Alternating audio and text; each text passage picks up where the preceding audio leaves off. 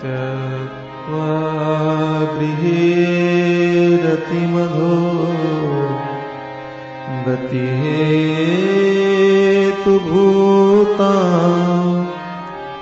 आत्मेच्छयोपनिषदर्थरसं पिबन्तः त्यक्त्वा गृहे रतिमधो गतिहेतुभूताम् आत्मेच्छयोपनिषदर्थरसं वीतस्पृहा विषय भोगपदे विरक्ता धन्याश्चरन्ति विजनेषु विरक्तसङ्गा वीतस्पृहा विषय भोगपदे विरक्ता धन्याश्चरन्ति विजनेषु विरक्तसङ्गा त्यक्त्वा ममाहमिति बन्धकरे पदे द्वे मानावमानसदृशा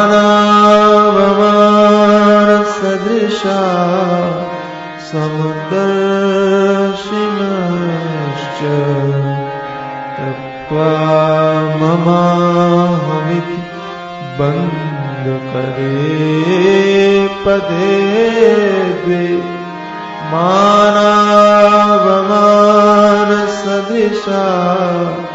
समदर्शिनः कर्तारण्यमवगम्य तदर्पितानि कुर्वन्ति कर्म परिपाकफलानि धन्या कर्तारण्यमवगम्य तदर्पितानि कुर्वन्ति कर्म परिपाकफलानि धन्या त्यक्त्वा ममाहमिति।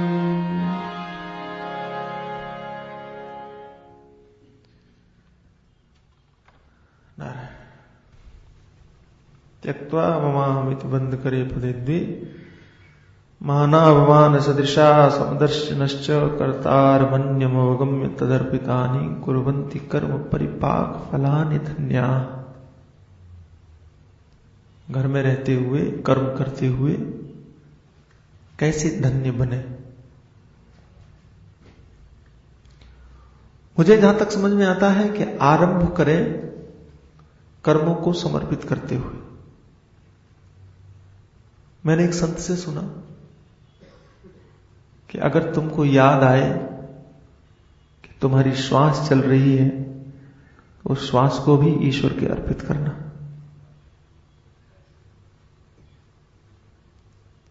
कितनी बढ़िया बात। श्वास चल रही है ये अगर हमें याद आए, ब्रह्मार्पण। इससे अधिक और कुछ कहना बाकी है। सहज हर निश्चय हो जाए तदर्पिता। अच्छा आप देखो दो बातें कही, कर्तारम या यूं कहिए कि तीन बातें कही। कर्तारम अन्यम अवगम्य एक बात कही। इसका मतलब है कि कर्म करते समय यह भाव रहे कि मैं करता नहीं हूं, करता कोई और है। इस बात को समझना। हमारे कुछ नए लोग होंगे उनको मैं कहना चाहूंगा, इस बात को समझना। करता कोई और है। कौन है? तो करता है इंद्रियां, करता है मन, करता है अंतःकरण।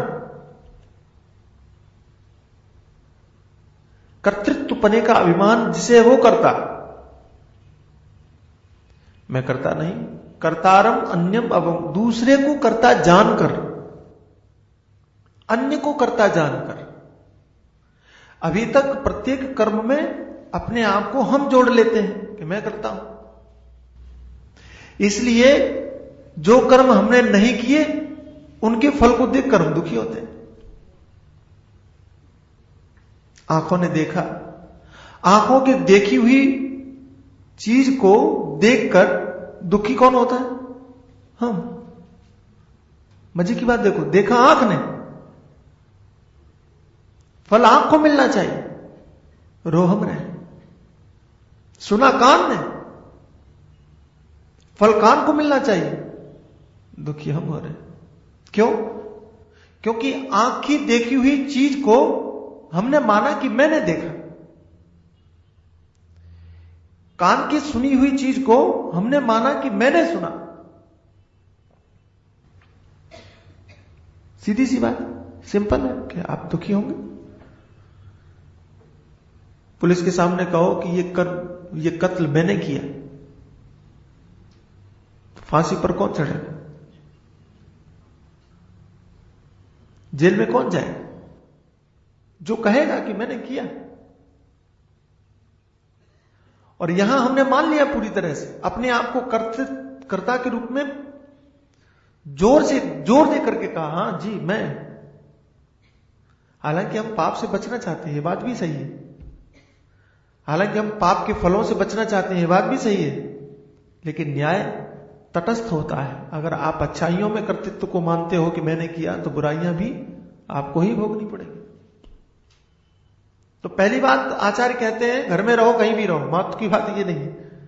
महत्व की बात यह है कि पहली बात यह है, कर्तारम अन्यम अवगम्य, कर्ता दूसरे को मानो। मानो यानी जानो, बहुत बढ़िया, जानकर, समझकर। अच्छा, इतने दिन से मैं आपको बता रहा हूं, और सारी बातों में एक चीज बड़ी प्यारी है, वो ये है कि जानना है सिर्फ। कहीं ना कहीं हम माने हुए बैठे, और बताएं, दोनों जगह माने हुए बैठे। एक तरफ हमने महात्माओं की बातों को भी मान लिया है, थोड़ा सा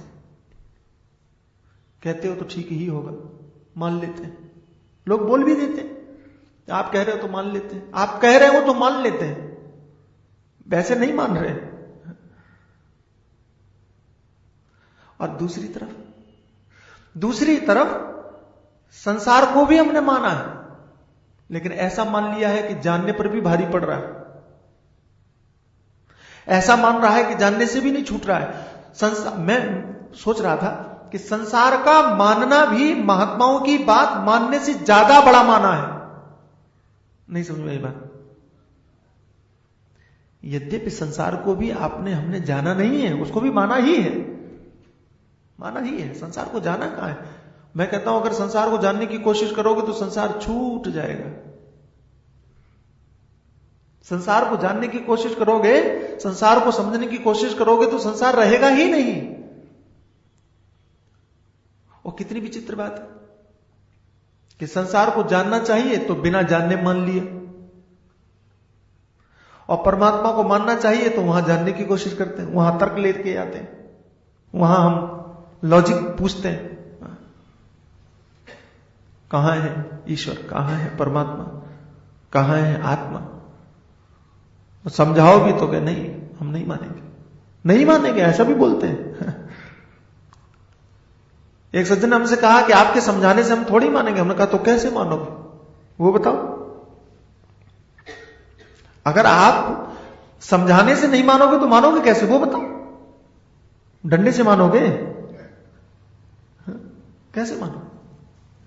हम तो यही समझते थे कि आप मनुष्य हो तो बुद्धिमान हो, बुद्धि है तो समझने से मान जाओगे, नहीं समझने से मानोगे तो कैसे मानो? अब में जान लीजिए अच्छी तरह से, क्या आप करता नहीं? एक एक चीज देखिए, आप एक एक सरलता देखिए, कहां से कहां लेकर के आचार्य आपको आ रहे हैं। और इतनी सरलता से, ये नहीं कर सकते हो तो ये ठीक है, ये नहीं कर सकते हो तो ये ठीक है, ये नहीं कर सकते हो तो ये लो, कुछ तो पकड़ो। कर्तारम अन्यम अवगम्य, कर्ता दूसरे को जानकर, कहा महाराज नहीं समझ में आई ये बात, तो बोले छोड़ो, जाने दो, इसको भी छोड़ो। तो तदर्पितानि, जो कर्म कर रहे हो उसको अर्पित कर दो। ये तो कर सकते, ये सरल है। और ध्यान रखना, कल मैंने कहा था वही बात आगे है कि कर्म अर्पित करने के बाद में भी हम क्या सोचते हैं, कर्म अर्पित कर दिया इसका फल हमको मिल जाए। फिर समस्या है। समस्या क्यों है? क्योंकि हम अच्छे कर्म का फल तो चाहेंगे, बुरे कर्म का नहीं चाहेंगे।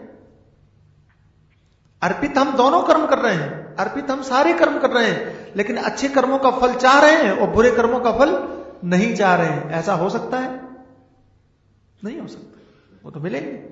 आप गुलाब का फूल लगाओगे तो फूल के लिए, फूल की अभिलाषा करोगे, कांटे आप चाहते नहीं हो लेकिन वो आएंगे। बड़ा बढ़िया उदाहरण है, मिलेंगे ही वो। कांटों के लिए कोई भी पानी नहीं देता है, कांटों के लिए कोई खाद नहीं डालता है, क्या बोलते हैं उसको, खाद नहीं डालता है। कांटों के लिए सुरक्षा नहीं। मजे की बात देखिए, आपने घेरा लगा दिया, गुलाब के पौधे में घेरा लगा दिया ताकि कोई जानवर उसको खा ना जाए, कांटों के लिए नहीं जी। कांटे अपनी सुरक्षा खुद कर सकते हैं। तो किसके लिए? फूल के लिए। अच्छा देखना आप, फूल एक होता है, कांटे अनेक होते हैं। सारा प्रयत्न आपका फूल के लिए था, लेकिन ज्यादातर वो चीजें गई कहां? कांटों में। ये जीवन है हमारा, पूरा जीवन, पूरा जीवन, सारा जीवन हम सुख पाने के लिए खाद डालते रहे, सुख पाने के लिए पुण्य करते रहे, सुख पाने के लिए प्रयास करते रहे, कर्म करते रहे। सुख रूपी पौधा, सुख रूपी फूल हमको मिलेगा, गुलाब मिलेगा। और देखना आप, गुलाब में देखना कि जब पौधा लगाते हो ना तो फूल बाद में आता है, कांटे पहले आ जाते हैं। शुरुआत कांटों से होती है। जीवन है हमारा ये। कर्म करो तो मुश्किलों से आरंभ होगा, मुश्किलों से शुरुआत होगी। मुश्किलें कम नहीं है यहां, कम नहीं है, हजारों हैं, हजारों। फूल एक होगा। महात्मा कहते हैं उस एक फूल के लिए आपको इन कांटों से गुजर के जाना होगा। और बताएं, थोड़ा भी असावधान हुए तो कांटा चुभेगा। आप ऐसे ही हाथ डाल करके फूल तोड़ नहीं सकते। मेरी बात ध्यान से सुनना। आपने मेहनत किया, आपने पौधा लगाया, आपने खाद दिया, आपने पानी दिया, आपने सुरक्षा किया फूल के लिए, फूल के मालिक आप हैं। लेकिन मजे की बात देखो कि अपने ही फूल को लेने के लिए आपको अपने ही कांटों से बचना पड़ेगा। अपने ही फूल को पाने के लिए इतनी मेहनत करने के बाद में भी आपको उस फूल तक पहुंचने के लिए सावधान रहना पड़ेगा। तब भी असावधानी से काम नहीं चलेगा कि हाथ बढ़ा करके इधर बात करते हुए तोड़ोगे तो फूल तक पहुंचे न पहुंचे आपका हाथ घायल हो जाएगा। कर्म का संसार है। यहां हम सुख पाना चाहेंगे अगर, तो दुख रूपी कांटे हजार मिलेंगे। और मिलते ही एक छोटे से सुख के लिए, मैं अभी अभी सोच रहा था ऊपर बैठ करके, कोई भी ऐसा संसार का सुख मुझे मालूम नहीं पड़ता, कोई भी एक भी, जिसको पाने के लिए हजार कष्ट आपको न सहन करने पड़ते हो। अगर कोई हो तो मुझे जरूर बताना। एक भी नहीं, एक भी नहीं। सारे सुख, भोजन करते हो ना, रसगुल्ला खाते हो, उसको बनाने में कितनी मेहनत है जरा देखना। जो रोटी हम खाते हैं उस अन्न को पैदा करने के लिए किसान कितनी मेहनत करता है जरा देखना। हमारे गुरु जी बड़ा बढ़िया तरीके से उसको समझाते हैं विस्तार करके कि एक किसान बीज बोने के लिए पहले खेत जुताई करता है,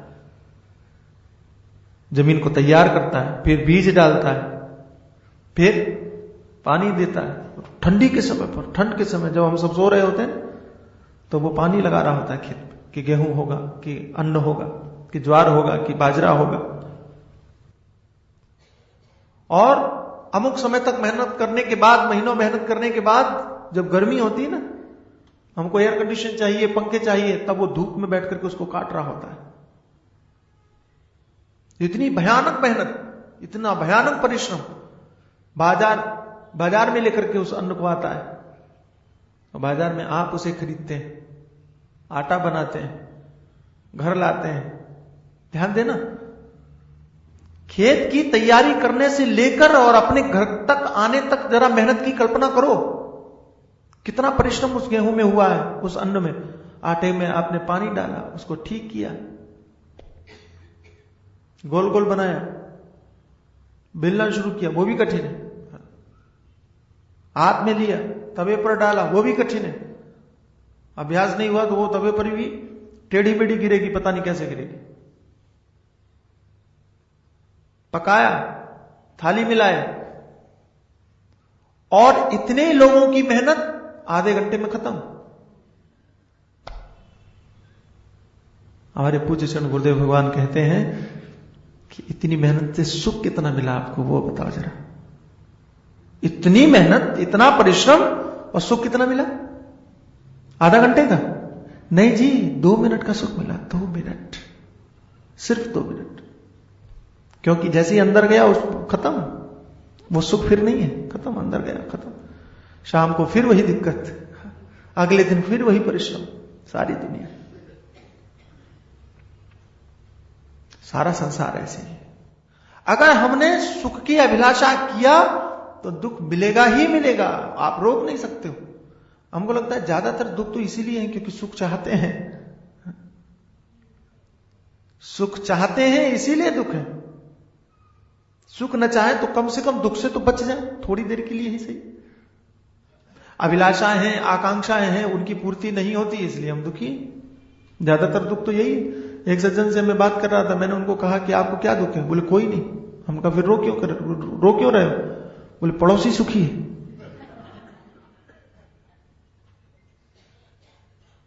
यह हकीकत है, ये सच्चाई है। कौन ऐसा व्यक्ति है जो, ज्यादातर लोगों में, बहुसंख्यक लोगों में, परसेंटेज अगर देखेंगे आप तो ज्यादातर लोग दाल रोटी खा करके पेट भर के सो जाते हैं। बहुत कम ऐसे होंगे जिनको रोटी नसीब नहीं होती, नहीं मिलती। तो पेट भर के सो जाते हैं, काफी है, लेकिन फिर भी दुखी हैं। क्यों? क्योंकि पड़ोसी सुखी है। तदर्पितानि, इसलिए जो कुछ करते हो सब अर्पित कर दो। ब्रह्मार्पणम। हमें बढ़िया लगता है आजकल ये उमा बहन बोलने के बाद में वो बोल देती ब्रह्मार्पणम, कृष्णार्पणम। अच्छा लगता है। मुझे लगता है मुझे भी ऐसा करना चाहिए। प्रवचन खत्म करने के बाद ब्रह्मार्पणम करना चाहिए। मुझे बहुत अच्छा लगा। सबको ऐसा करना चाहिए। महाराज जो सुना ये भी ब्रह्मार्पण, जो भी फल होता है आप ही लेना, हमें नहीं चाहिए। सुनने का भी फल आप ही लो। क्यों? क्योंकि हम थोड़े से फल की अपेक्षा करेंगे, न जाने कितने कांटे अपने आप आ जाए। थोड़े से फल को हम चाहेंगे, न जाने कितने कांटे हमें घेर लेंगे। इसलिए महाराज वो फल आप ही लो, हमें नहीं चाहिए। तदर्पितानि, कुछ भी। यहां तदर्पितानि, ये जो शब्द है ना, जरा देखना आप इस श्लोक में, कर्तारम अन्यम अवगम्य तदर्पितानि। उसके बाद में क्या है? कुर्वन्ति कर्म परिपाक फलानि। तो ये जो तदर्पितानि शब्द है ये बीच में है। किसके बीच में है? कर्तारम अन्यम अवगम्य तदर्पितानि, इसके बीच में है। और कुर्वन्ति कर्म परिपाक फलानि, यानी जो कुछ भी कर्म हो रहे हैं, भले ही आप करता नहीं हो, फिर भी भगवान को अर्पित कर दो। कर्म भी भगवान को अर्पित करो और कर्म फल भी भगवान को अर्पित करो। कर्म परिपाक फलानि, दोनों चीजों को। कई लोग क्या करते हैं? कर्म को अर्पित कर देते हैं, फल चाहते हैं। कई लोग क्या करते हैं? फल को अर्पित कर देते हैं, लेकिन पेड़ हमारा है, इस बार नहीं लिया तो क्या हुआ, अगले साल हम लेंगे। अगले वर्ष इस पेड़ में से उत्पन्न होने वाले जो फल हैं वो हमारे हैं। हमने फल ही तो दिए, पेड़ थोड़ी दिया है। लेकिन यहां कर्म और कर्म फल दोनों अर्पित करना चाहिए। अधिकांशतः मैंने देखा है, कि हमारे यहाँ कर्म शास्त्र में जब भी पूजा होती है तो पूजा करने के बाद में नमः ऐसा बोलते हैं, हाँ? इदम नमः। इदम नमः का अर्थ है कि ये मेरा नहीं था, जो मैंने किया सब कुछ आपको अर्पित। कर्म अर्पित होता है लेकिन फल कहां है? तो फल चाहिए, ये हमने जो किया है इसके बदले में हमको ये मिले, ये मिले। लेकिन दोनों ही अर्पण करो। अगर आप घर में रहते हुए भी उस परमानंद की अनुभूति करना चाहते हो, घर में रहते भी अगर आप धन्य बनना चाहते हो, घर में रहते भी अगर आप महान होना चाहते हो, शुरुआत करो कर्म फलान, कर्म फल को अर्पित कर दो। अब दो बातें और समझ में आती हैं। हम कहते हैं कि कर्म नहीं अर्पित कर सकते हो तो कर्म फल से शुरुआत करो कि हमें कुछ नहीं चाहिए प्रभु, कुछ नहीं चाहिए, बस सब कुछ आपके ऊपर। अच्छा, हम ऐसा भी बोलते हैं, ऐसी बात नहीं कि नहीं बोलते। मंदिरों में हम बोलते हैं कि भगवान कुछ नहीं चाहिए, लेकिन पीछे जोड़ देते हैं लेकिन कुछ नहीं चाहिए, बस लड़की की शादी हो जाए उसके बाद कुछ नहीं। मेरी तो समझ में नहीं आता है कि हम हैं कैसे। हम ज्ञानी होना चाहते हैं कि हम भक्त बनना चाहते हैं कि हम कुछ नहीं बनना चाहते हैं कि हम जैसे हैं वैसे ही रहना चाहते हैं, है क्या? कुछ नहीं पता। और एक भगवान से सब मांग लेंगे, कहेंगे हमें कुछ चाहिए नहीं। एक माता जी हमारे पास आती हैं, कहते स्वामी जी सही बताओ। उनका बोलो कुछ नहीं चाहिए, कुछ नहीं चाहिए, बस इतनी कृपा कर दो लड़के ठिकाने लग जाएं। हम कहा ठीक है, ईश्वर करेगा, कृपा करेगा। बेटी को घर अच्छा मिल जाए, चाहिए कुछ नहीं, बेटी को घर अच्छा मिल जाए। हमने कहा ईश्वर कृपा करेगा, बस बहू ऐसी आए कि हमारा ख्याल रखे, जय हो। बेटे की शादी भी हो, लड़की को घर भी अच्छा मिल जाए, बहू तुम्हारा ख्याल भी रखे, चाहिए कुछ नहीं। तो मैंने कहा कि अगर दामाद भी बढ़िया हो, शादी भी हो जाए, बहू भी अच्छी हो, तो आपको वैराग्य कैसे होगा? फिर तो घर में चिपक जाओगे ना। तो कहने लगे हम खुद ही लड़ लेंगे, झगड़ लेंगे, वैराग्य पैदा कर लेंगे। हाँ? आप अपनी तरफ से कृपा करो, बाकी काम हम खुद कर लेंगे। तदर्पिता ने सब कुछ अर्पित करना चाहिए, हृदय से अर्पित करना चाहिए, कुछ नहीं। ईमानदारी, देखो साधक के जीवन में अपने आप में ईमानदारी बहुत जरूरी है। इसलिए हम जो हैं जैसे हैं वो हमें ही पता है, हमसे बेहतर और कोई नहीं जानता है। और भगवान से तो फिर कुछ छिपा ही नहीं, तू जाने और तेरो जाने कन्हैया। तुम जानते हो, तुम्हारा भगवान जानता है। दूसरों के विषय में हमें सोचने से फायदा क्या? इसलिए हमें समझ में आता है कि कर्म फल अर्पित करो, कर्म के सहित कर्म फल अर्पित करो, सब में सम दर्शन करो, परमात्मा का दर्शन करो। और माना अपमान सदृशा, मान और अपमान से दूर हो जाओ, दोनों के लिए आप सम हो जाओ। मैंने गुरुजी से पूछा कि मान और अपमान से सम कैसे हुआ जा सकता है, तो बड़ा बढ़िया बताया। कहा कि आप ऊपर उठ जाओ। समझे यही बात? यह है मान, ये और यह है अपमान, ठीक है? अगर आप इधर आओगे तो ये नीचे हो जाएगा, ये ऊपर उठ जाएगा। अगर आप इधर आओगे तो ये नीचे हो जाएगा, ये ऊपर उठ जाएगा। डिसबैलेंस बोलते हैं, क्या बोलते हैं? इनबैलेंस, इम्बैलेंस, बैलेंस बिगड़ जाएगा, ठीक है? और अगर बैलेंस बना के रखना है, दोनों को सम देखना है ना, दोनों बराबर हो, ऐसा देखना है। अभी ऐसा होता है, और बराबर देखना है तो का एक तरीका है क्या? आप ऊपर हो जाओ। आप ऊपर हो जाएंगे तो आपके लिए दोनों बराबर हो जाएंगे। अच्छा, हम गलत जगह ऊपर हो जाते हैं, तटस्थ हो जाइए, ऊपर हो जाइए। ऊपर होने का अर्थ है कि बुद्धिमान बन जाइए। ऊपर होने, बुद्धि है ना, बुद्धि यहां पहुंच जाए, विवेक से देखिए, तटस्थ होकर के, कोई परेशानी नहीं होगी। तो मानावमान सदृशा ये हो जाइए। ये दोनों चीजें हो गई, चारों चीजें हो गई, तो फिर ममत्व भी आपको हल्का लगने लगेगा, ममता भी छूटेगी। इतनी योग्यता, इतनी पात्रता आ जाएगी, ममता भी छूटेगी। ममता छूटेगी तो अहंकार छूटने की गांठ भी, रास्ता मिल जाएगा, उसको भी खोल सकोगे। गृहस्थ आश्रम धन्य हो गया, गृहस्थ आश्रम धन्य हो गया, जहां आप हैं वही धन्य हो गया, वहीं आप मुक्त हो गए। इन सारी चीजों को अगर अपने जीवन में लेकर के आए तो आपने अभी तक सुना, तज ज्ञानम प्रशमक्रम इंद्रियाणाम, ज्ञान वो है जो इंद्रियों को शांत कर दे, जानने योग्य वही है जो उपनिषदों ने निश्चित किया है। धन्य वे ही हैं जिनका प्रत्येक व्यवहार पारमार्थिक दृष्टि से होता है, बाकी के सब भ्रमण कर रहे हैं। शेषताज भ्रमण निलय परिभ्रमंती। उसके बाद आदव विजित विषयान मदमोह राग द्वेषाद शत्रुगण माहृत योग राज्या। विषय मद मोह राग द्वेष आदि जो शत्रु हैं उनको जिसने पहले जीत लिया है, योग राज्य को जिसने प्राप्त कर लिया है, अमृत तत्व को जिसने जान लिया है, और परात्पर तत्व ब्रह्म विद्या जो है ना, ब्रह्म विद्या रूपी पत्नी का सुखानुभव जिसने अपने जीवन में किया है, ऐसा योगी धन्य है। ऐसा आपने सुना। उसके बाद महात्मा कौन से धन्य है? तो त्यक्त्वा गृहे रतिमधोगति हेतु भूताम आत्मे चयोपनिषदर्थ रसम पिबंतः। घर को जिन्होंने अधोगति का मूल कारण जाना है और आत्म जिज्ञासा से उपनिषदों के तत्व का रस जिन्होंने पान किया है, जिनकी स्पृहा इच्छाएं बीत गई हैं, विषय भोग पद में जो विरक्त हो गए हैं, ऐसा जो विचरण करता है एकांत में, निसंग भाव से जो विचरण करता है, वो विरक्त धन्य है, महात्मा धन्य है। और घर में रहने वाले, कर्म करने वाले कौन से धन्य हैं? तो त्यक्त्वा ममाहमिति बंद करे पदे द्वे। ये आप लोग अभी श्रवण कर ही रहे थे। और अब कहते हैं ब्राह्मण कौन सा धन्य है, बताते हैं। 5वां श्लोक।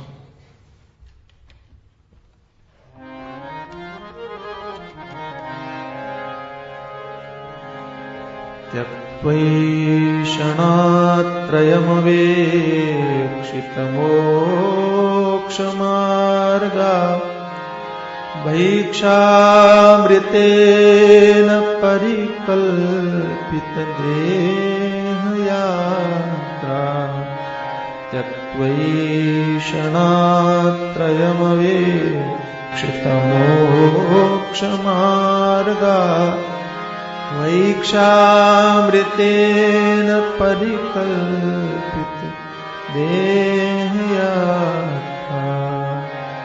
ज्योतिः परात् परतरं परमात्मसंज्ञम् धन्या द्विजा रहसि रेद्यवलोकयन्ति। ज्योतिः परात् परतरं परमात्मसंज्ञम् धन्या द्विजा रहसि रेद्यवलोकयन्ति।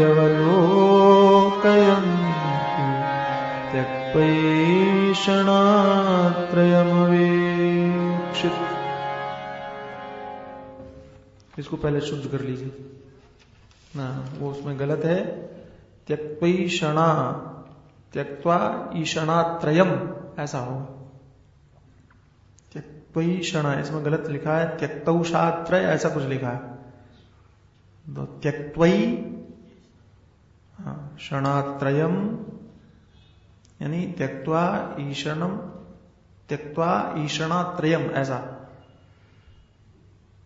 ईक्षित मोक्ष मार्गा यानी त्यक्त्वैषणात्रयमवेक्षित मोक्ष मार्गा। वेक्षित मोक्ष मार्गा ठीक है इसमें। वैक्षामृतेन परिकल्पित देह यात्रा, यह भी ठीक है। ज्योति परात्परतरम परमात्म संज्ञम धन्या द्विजा रहस्य। अच्छा, द्विजा और रहस्य दोनों मिला हुआ है, दोनों अलग अलग है।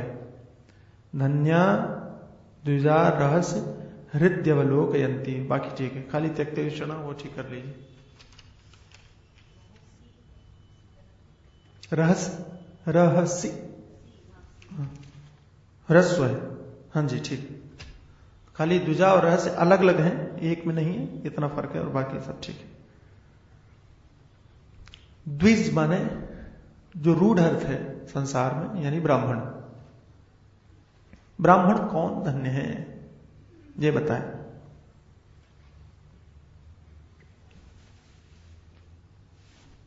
आज की तारीख में ये चर्चा करना तो बेईमानी है, क्योंकि जाति की दृष्टि से, वर्ण की दृष्टि से भेद करना वर्तमान में बड़ा मुश्किल है, बहुत मुश्किल है। कर्मानुसार, कर्म के अनुसार जो वर्ण विभाग चातुर्वर्ण्यम मया सृष्टम गुण कर्म विभाग, भगवान ने जो गीता में कहा कि हमने 4 वर्णों की सृष्टि किया गुण और कर्म के अनुसार, वो वर्ण विभाग अगर देखें आज की तारीख में कहीं नजर नहीं आता, कहीं दिखता ही नहीं। तो किसे ब्राह्मण माने, किसे ब्राह्मण कहें? जब वर्ण के अनुसार कोई युक्त योग्य है ही नहीं तो माने किसे? तो मुझे एक बात समझ में आती है। एक तो रूढ़ अर्थ है कि ब्राह्मण जो हम जानते हैं, इसका कुछ और भी अर्थ लगाना चाहिए, और इन चीजों से हमें क्या लेना देना है यह भी तो समझना चाहिए। तो मुझे ऐसा लगता है, मैं अपनी बात बता रहा हूं, कि द्विज शब्द का अर्थ होता है जिसका दूसरी बार जन्म हुआ, दोबारा जिसका जन्म हुआ।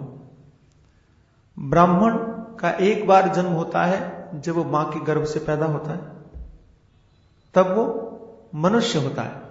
जब जन्म होता है, ध्यान देना, जब जन्म होता है तब मनुष्य होता है, लेकिन जब जनेऊ होता है, यज्ञोपवीत संस्कार होता है, तब वो ब्राह्मण बनता है। इसलिए आपने सुना होगा, जन्मनात् जायते शूद्र संस्कारो द्विज उच्यते। जन्म से सभी शूद्र होते हैं, संस्कार से वो ब्राह्मण बनता है। तो जनेऊ संस्कार हुआ, यज्ञोपवीत संस्कार हुआ, तो उसका एक नया जन्म हुआ, ऐसा मानते हैं। तो एक ही शरीर में दोबारा जन्म हुआ, इसलिए उसको कहते हैं द्विज। द्विज माने बार जो जन्मा हो, दूसरी बार जिसका जन्म हुआ हो, वो द्विज है। समझ में आया? अब इस अर्थ से एक नया अर्थ निकाल करके हम ये चीज अपने जीवन में घटा सकते हैं। मेरी मान्यता यह है,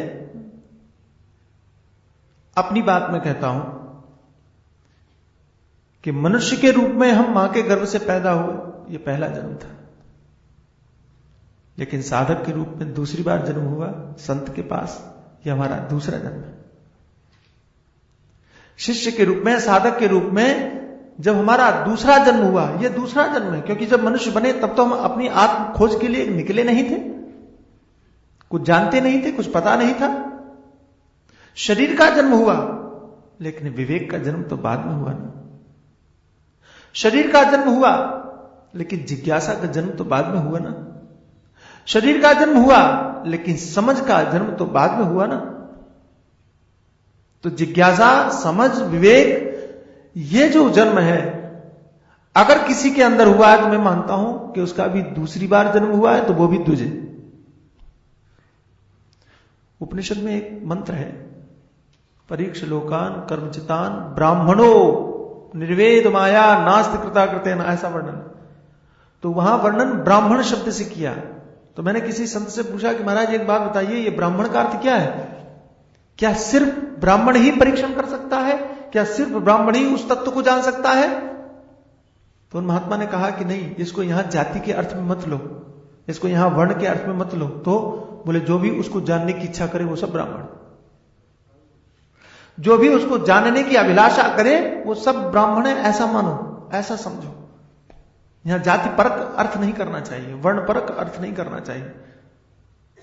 उससे मुझे मदद मिलती है यहां कि अगर वहां जाति परक अर्थ नहीं हो सकता, वर्ण के अनुसार वहां अर्थ नहीं हो सकता उपनिषद के उस वाक्य में, तो यहां द्विज का अर्थ हम अपने परिप्रेक्ष्य में क्यों न करें? क्यों? क्योंकि द्विज के लिए जो बताई हैं बातें, वो हमारे लिए भी तो काम की है, हमारे जीवन को भी तो बनाने के लिए है।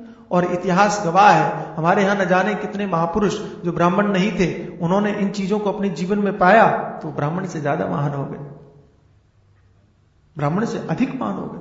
न जाने कितने लोग, शबरी सबसे बड़ा उदाहरण, केवट सबसे बड़ा उदाहरण है, और न जाने कितने, अनंत गिनती है, आप गिन नहीं सकते। ऐसे ऐसे महापुरुष, ऐसे ऐसे धुरंधर, चाहे वो रैदास हो, वो भी ब्राह्मण नहीं थे, चाहे वो मीरा हो, वो भी ब्राह्मण नहीं थी, क्षत्राणी थी, क्षत्रिय घर में पैदा हुए। और भी अनेकानेक। अब वेद व्यास जी महाराज के विषय में आप क्या कहना? मैं मानता हूं कि वो भगवान के अवतार है, लेकिन ब्राह्मण तो नहीं कह सकते आदि। हालांकि कई लोग कहते हैं कि उनके पिता तो ब्राह्मण थे, तो पिता का ही गोत्र देखा जाता है। ठीक है, मानो, अपने को क्या तकलीफ है। तो द्विज कौन से धन्य है? द्विज का मतलब जिज्ञासु कौन सा धन्य है, मैं ये मानता हूं, ये अर्थ करता हूं। जिज्ञासु कौन धन्य है, साधक कौन सा धन्य है, ये अर्थ करो, क्योंकि यही अर्थ यहां आपको सुना सकता हूं। ब्राह्मण अगर कोई हो तो मैं ब्राह्मण को सुना सकता हूं। त्यक्पैषणात्रयम अवेक्षित मोक्ष मार्गा त्यक्त्वा ईषणात्रयम, 3 इच्छाएं, ईषण इच्छा कामना और 3 इच्छाएं त्रयम। अब देखिए, ईक्षित मोक्ष मार्गा, यह बात साबित कर रही है कि हम जो अर्थ द्विज का कर रहे हैं वो ठीक जा रहा है। ईक्षित मोक्ष मार्गा का मतलब है कि मोक्ष मार्ग की कामना करने वाला, मोक्ष मार्ग की अभिलाषा करने वाला। इसका अर्थ क्या होगा? जिज्ञासु। मोक्ष मार्ग की अभिलाषा कौन करेगा? जिज्ञासु ही करेगा। तो भगवान शंकराचार्य जी महाराज कहते हैं, मोक्ष मार्ग की अभिलाषा करने वाले व्यक्ति को, मोक्ष मार्ग की इच्छा करने वाले व्यक्ति को 3 इच्छाओं को छोड़ देना चाहिए। अगर एक इच्छा का उद्भव हुआ है, एक इच्छा पैदा हुई है, तो 3 इच्छाओं को छोड़ दो। एक तो यह अर्थ है, और दूसरा अर्थ मुझे लगता है कि जो 3 इच्छाओं को छोड़ देता है उसको मोक्ष की इच्छा पैदा हो जाती है। दोनों अर्थ है, कुछ भी पहले हो सकता है। अगर कोई पात्र बन जाए, कोई योग्य बन जाए, घर्षण किया जाए लकड़ी से तो आग पैदा हो जाए। ध्यान देना, लकड़ी में घर्षण पैदा करने से भी अग्नि पैदा होती है, और कई बार अग्नि पैदा होने से लकड़ी जलती है। कई बार पहले अग्नि पैदा होती है, बाद में लकड़ी जलती है, और कई बार पहले लकड़ी में घर्षण होता है और बाद में आग जलती है। दोनों बातें। तीनों इच्छाओं का जिसने त्याग कर दिया उसको चौथी इच्छा हो गई, शुद्ध इच्छा हो गई, सात्विक इच्छा हुई, कामना हुई मोक्ष की। और कई बार जिसके अंदर में ज्ञान हो गया और वो फिर प्रयास करता है। हम आश्रम में सत्संग सुन रहे थे, हमारे गुरुजी रोज सवेरे कुछ न कुछ सुनाते हैं। एक बार चर्चा चली कि सन्यास क्या है। हमारे पूज्य चरण गुरुदेव भगवान ने कहा कि साधन भी है और सिद्धि भी। सन्यास साधन भी है और सिद्धि भी। अगर ज्ञान हो गया तो सिद्धि है, और अगर ज्ञान पाने के लिए सन्यास ले रहे हो तो साधन है। इसी प्रकार जब वो नाम रखते थे हम लोगों के, तो नाम के अर्थ भी बताते थे। इसका ये नाम, इसका अर्थ ये है, इसका ये नाम, इसका ये अर्थ है। और बताते बताते कहते थे कि जो नाम है उस नाम के अनुसार चलो, ये साधना है। जो नाम आपका है उस नाम के अनुसार उसको लक्ष्य बना लो कि हमें ये जो मेरा नाम है उसको पाना है, उसको साबित करना है, तो साधना है। और जिनका नाम है और पहले से वो चीज उनमें है तो वो सिद्ध है, वो नाम सिद्ध है। ऐसे ही अगर आपके अंदर में मोक्ष की इच्छा है, मोक्ष की कामना है, जिज्ञासा है, तो फिर क्या करें? पाना चाहते हो, हां, तो 3 इच्छाओं को छोड़ो। ये पहली शर्त। एक बार दिल्ली में कार्यक्रम था और वहां विवेक चूड़ामणि पर प्रवचन चल रहा था। तो किसी ने पूछा कि स्वामी जी एक बात बताइए, मैं ही था, तो वेदांत में अधिकारी की बात करते हैं, अधिकारी जरूरी, पात्रता जरूरी है। तो कहने लगे अधिकारी कौन है? कौन है? मैं कहा देखो झंझट बहुत बड़ा है। विवेक, वैराग्य, षट संपत्ति, मुमुक्षुता, ये चारों चीजें जिसमें हो वो अधिकारी है, ऐसा हम सबने सुना है। लेकिन एक महात्मा को मैंने पढ़ा कि अगर आपके अंदर में सुख पाने की अभिलाषा है, दुखों से छूटने की कामना है, तो आप अधिकारी हैं जी? नहीं समझे? दुखों से छूटने की अभिलाषा है और सुख को पाने की अभिलाषा है तो आप अधिकारी हैं, भले ही वो गलत जगह भटक रहे हो। चाहते तो हो आप, जगह सही नहीं मिली, रास्ता सही नहीं मिला, पात्रता तो है आप में। तो एक महात्मा ने कहा कि दुनिया का एक भी व्यक्ति ऐसा नहीं है जो वेदांत का अधिकारी ना हो, एक भी नहीं है। कहने लगे क्यों? तो कहा संसार का कौन सा ऐसा आदमी है जो दुख से छूटना नहीं चाहता, संसार का ऐसा कौन सा आदमी है जो सुख को पाना नहीं चाहता, इसलिए वेदांत के सब अधिकारी हैं। तो एक सज्जन ने हमसे कहा स्वामी जी अगर ये नियम बना लोगे तो फिर विवेक, वैराग्य, षट संपत्ति, मुमुक्षुता इनका क्या होगा? इनकी भी साधन चतुष्टय संपन्न होना चाहिए ना। मैंने कहा एक बात बताओ।